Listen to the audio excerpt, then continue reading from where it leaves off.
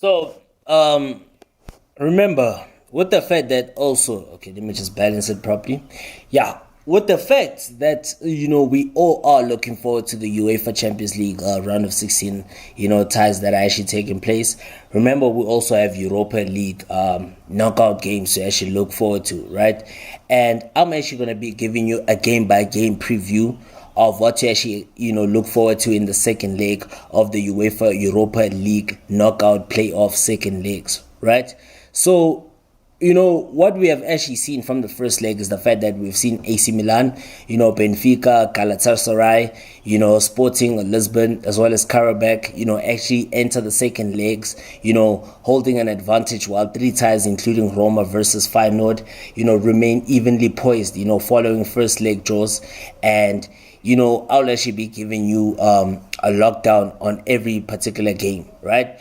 So remember that there are like 16 teams that are involved in the Europa League knockout playoffs, right? So the 8 runners-up from the Europa League group stages, as well as 8 third-place teams from the UEFA Champions League group stages. So ties are played over 2 legs and will conclude on Thursday, the 22nd of February.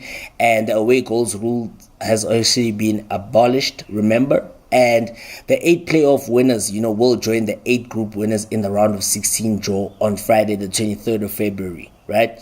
So the 8 playoff losers will no longer be involved in the 2023-2024 European competition, which is the season's UEFA Europa League.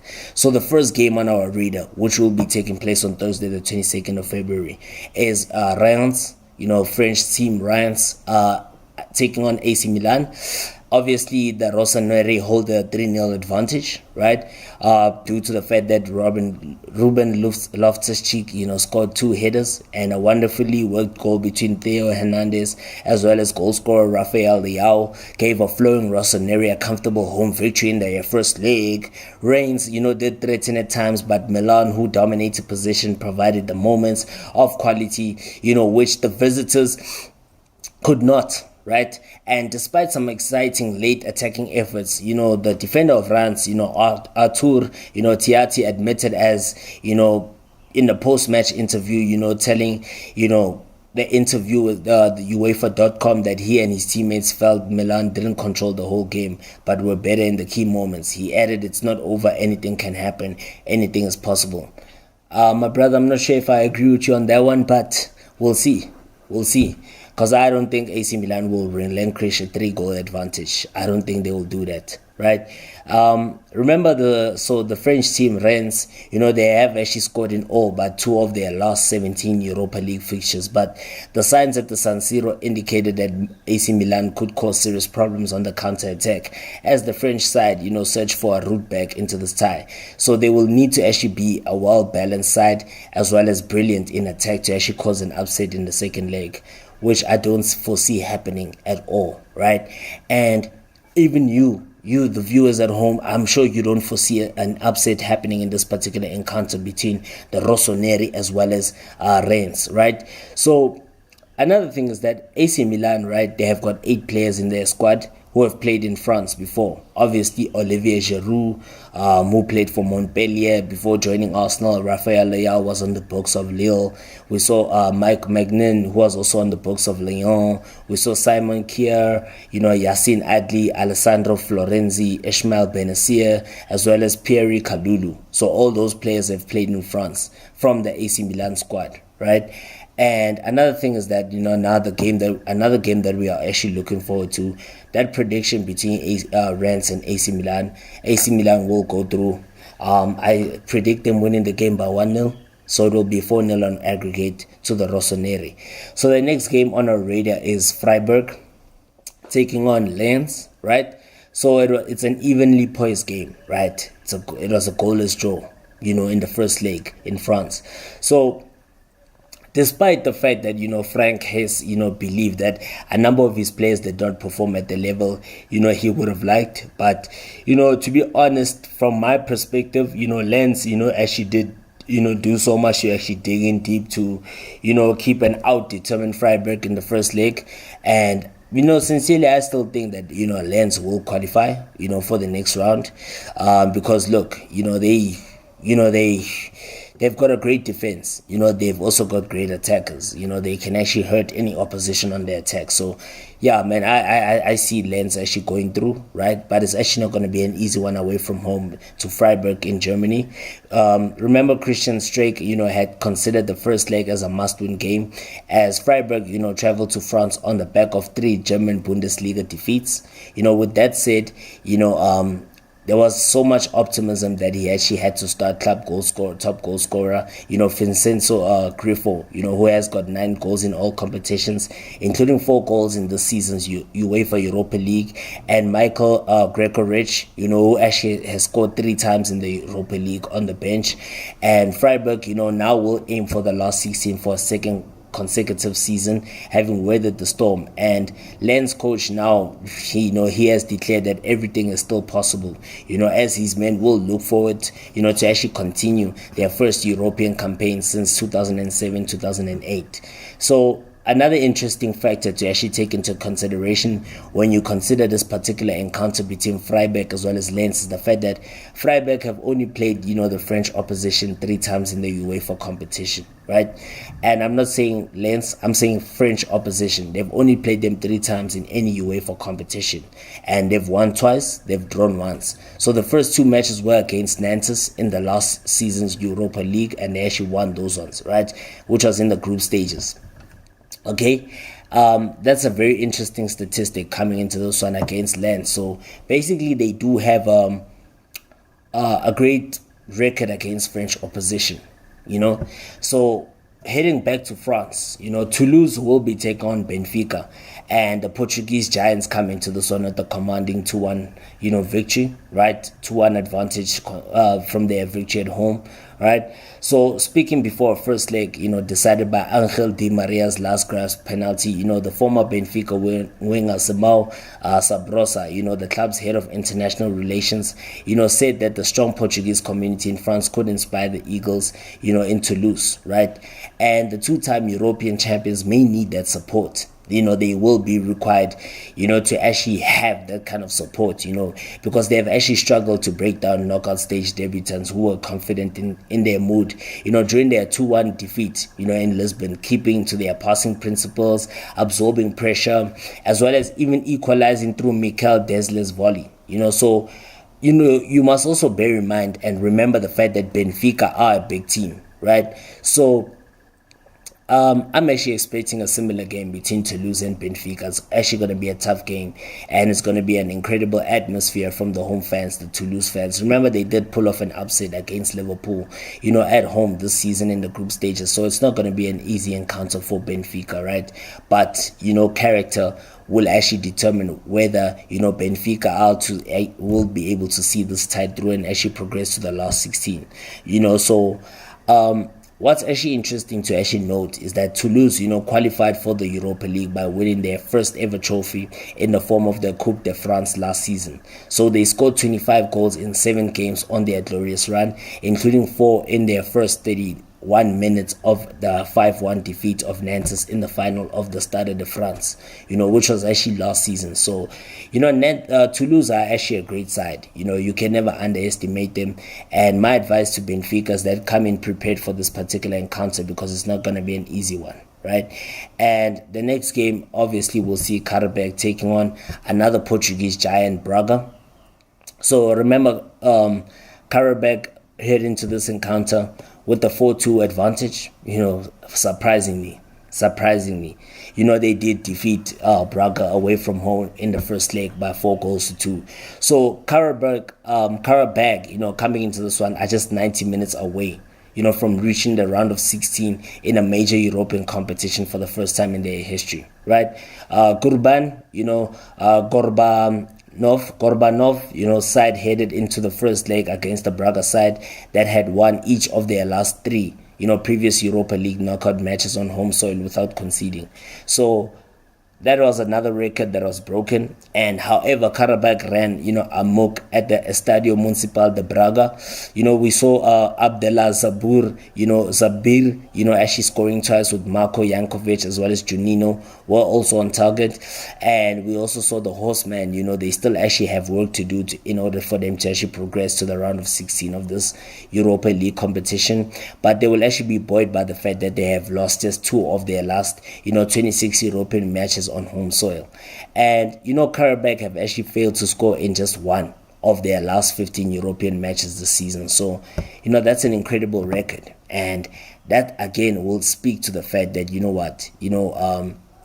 Karabakh are actually a team to actually watch going forward in this season's UEFA Europa League, right?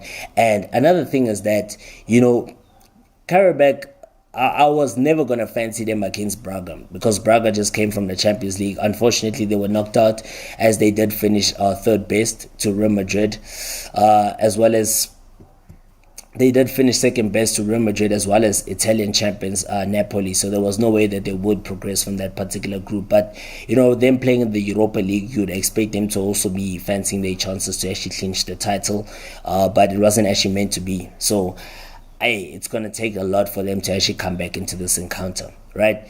And as it must be noted is that there are teams that are already through to the last 16, and these were obviously the group winners, which include Italians, Atalanta, Brighton Hove Albion of England, informed Bayer Leverkusen from Germany, who are still unbeaten. They are the only unbeaten side from Europe's top 5 leagues, right?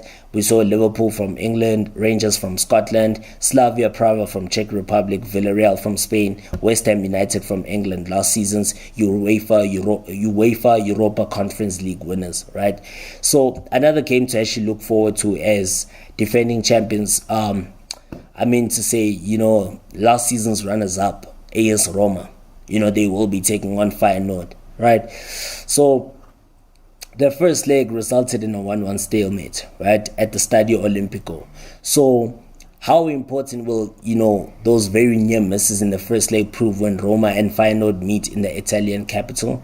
And after Leandro Paredes' strike for Daniele De Rossi's side was tipped against the crossbar by Timon, Wellenreuther, with the score goalless, Luka Ivanusic, was unlucky to smack the outside of the post with a cleverly disguised, free kick during a second half, at the time of their 1-1 draw. So for them, it was actually easier because they actually played, pretty much the same way over the last 2 years. We're referring to actually Roma. And, when you discuss the familiarity of this fixture, which has taken place six times, in actually 9 years, with Roma actually prevailing at home after extra time to reach the semi-finals last season. So every player, will be able to cause you some difficulties. So, it's very important for Feyenoord to actually learn from their last game and actually take it to the next level if they are to progress to the round of 16 of this year's UEFA Europa League. So another thing is that let's look at Daniele De Rossi, right? The manager of AS Roma. So during his 18-year career as a player for the club, Daniele De Rossi, the coach, was named captain for the first time in a match in the round of 16 of this competition, taking the armband against English opponents, Middlesbrough in March 2006. Remember, Middlesbrough are still not in the Premier League. They're still competing in the English Championship, which is basically the second tier of English football again. So obviously Roma will emerge victorious from that particular encounter because they just have the quality and experience that show that they are last season's runners-up and football heritage will actually prevail in that particular encounter. So sticking again, we head back to Portugal. Sporting Lisbon will be taking on Young Boys of Switzerland, right?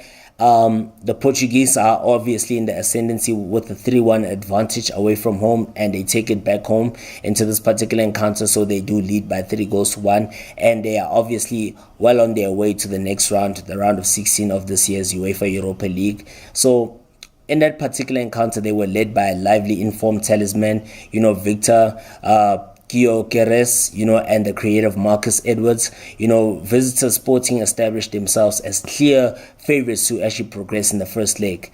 Edwards actually forced on Aurelia Armenda own goal before winning a penalty for, Gyökeres to convert, right? And the young boys actually bounced back immediately through Philip, Ogrinich, but cancelled out their good work at the start of the second half by actually allowing, Gonzalo Inacio, to actually head into, Pedro Gonçalves' free kick. Muhammad Ali Kamara's late red card compounded the visitors' woes. So, returning home with a 2-goal advantage, the Portuguese league leaders, Sporting Lisbon, will be confident of seeing this job through. And young boys are seeking their first ever win over a Portuguese opposition and will actually need to play much greater than they did in the first leg. So they will actually have to possess some great, attacking incision to actually have a chance of actually completing a dramatic turnaround. And Sporting Lisbon were Europa League quarterfinalists last season, only losing out to Juventus, who went on to also lose to, eventual champions Sevilla in the next round. Still continuing, we see Sparta Praha will be taking on Galatasaray. So we look at the first leg. Obviously, the Turkish side who are actually in the ascendancy, going back to coming into this encounter at in the Czech Republic, right? So it was actually not much a match winner. It was not really much of a match winner, to actually say the least. When Mauro Icardi, who drew praise from, his teammate Dries Mertens as well as coach, Okan Buruk after a 5-goal thriller. Goalkeeper Fernando Muslera, gaining the plaudits instead. Sparta's attempts to actually play balls in behind the Turkish team's defense and general counter-attacking tactics caused headaches for those of a Galatasaray persuasion.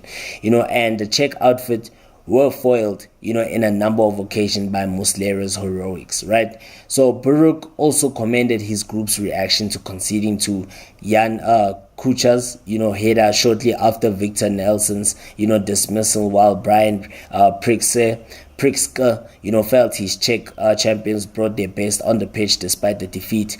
And if they can both, replicate that performance, the meeting in Prague has all the ingredients to actually replicate an enthralling first leg. So, interestingly, what is actually worth noting is the fact that, Sparta have actually won, both their previous home meetings with Galatasaray, scoring 3 goals in each fixture. So, perhaps we hoping that history will maybe repeat itself. Maybe it will repeat itself. Can it? We'll see. We'll see, man. We'll see. And Marseille, who have actually confirmed the departure of former AC Milan coach Gennaro Gattuso. Marseille, remember, it's a draw between them, 2-2 against Shakhtar Donetsk coming into this one. Remember, they drew 2-2 in Ukraine, right? So Marseille, actually allowed their lead to actually slip twice in the first leg. And on Tuesday, they actually announced that they have parted company with coach Gennaro Gattuso, and his potential replacement will be the former Ivory Coast boss, Jean-Louis Gasset, who was actually announced as his replacement. So the Shakhtar game will be the 70-year-old's first game in charge of his new side, and Pierre-Emerick Aubameyang will have an additional motivation as he looks to impress Gasset, because he will become the UEFA Europa League's all-time leading goal scorer outright, should he actually find the back of the net again in the second leg, because the Marseille striker matched Radamel Falcao's tally of 30 goals when he opened the scoring during the first leg. Meanwhile, Shakhtar coach, Marino Pusic was pleased by the determination his side demonstrated, in what was their competitive match. Since bowing out of the Champions League with a 5-3 defeat at the hands of Porto 64 days earlier. And what can actually be commended from the Shakhtar side is that they actually showed great character by coming back into the game, twice, from a 1-goal deficit, and they actually showed guts in attack, and perhaps, you could actually feel that they deserved a little bit more, but, that's how football is at times, right? You can never fault it. And in the first leg, Shakhtar failed to keep a clean sheet in 7 successive Europa League matches, for the first time in their history. So it has never happened, but records always get broken for the wrong reasons. And remember that this year's UEFA Europa League final will take place at the Dublin Arena in the Republic of Ireland on the 22nd of May 2024. So remember, it has got a capacity in excess of 50,000, right? So the Dublin Arena is the home to Republic of Ireland's national football team and Ireland's rugby union team. So it first opened in 2010. The stadium will be staging its second UEFA Europa League decider, having been the venue for the all-Portuguese final of 2011 between FC Porto as well as Braga, when Radamel Falcao scored the only game, as the Dragons took the trophy that time. So are you guys looking forward to the playoffs, of this season's UEFA Europa League? Well, I am. I certainly am. And mention your predictions. Don't forget to like, share, subscribe, and comment. Bube Simpati Mhlaba. Football is indeed a religion. Peace.